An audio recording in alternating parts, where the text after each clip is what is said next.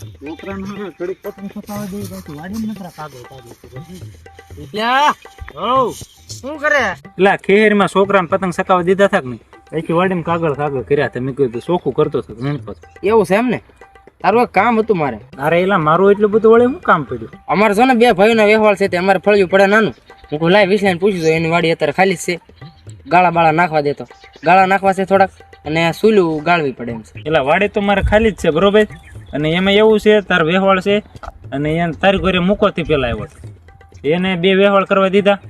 એને મહેમાનને બધા વાડીમાં નકરો પંજવાડ કર્યો અને ઓલકોર સુલ ગાળી એ સુલે અમલ મેચીને વૈયા જાય. એ બધું એમે પૂર્યું ને બધું હરખું એમે કર્યું. કાંઈક હરખું રાખવા તો હોય ને એ હાટું હું કોઈને ના પાડી દઉં. ભાઈબંધી લાખ રૂપિયાની પણ આમાં નહીં. એટલે એ તો મોકલો હતો ને હું થોડો મોકલો છું. આપણું કામ બધું પરફેક્ટ હોય. હું તો દાડિયા લાવવાનો છું રાતની દી અહીંયા ખવડાવવાના અહીંયા રહેવાના છે. એટલે કામ બધું પરફેક્ટ તમારું પૂરું થાય એટલે બધું પરફેક્ટ વાળે સોળે સાફ જ થઈ જાય. તમને એમ થાય કાંઈ હતું નહીં.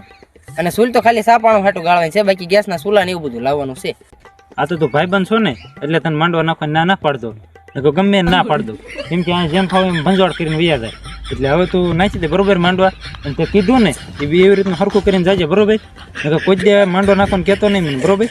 હાલ હું મારું કામ બધું પરફેક્ટ હતું એમ તો તને કહું છું. આમ તું ને બધું કામ પૂરું થાય એટલે આમ વાળે સોળે બધું આમ એકો થતું જાય. તું તને એમ થાય કાંઈ હતું જ નહીં. આમ બ્લોક નાખે એવું થતું જાય.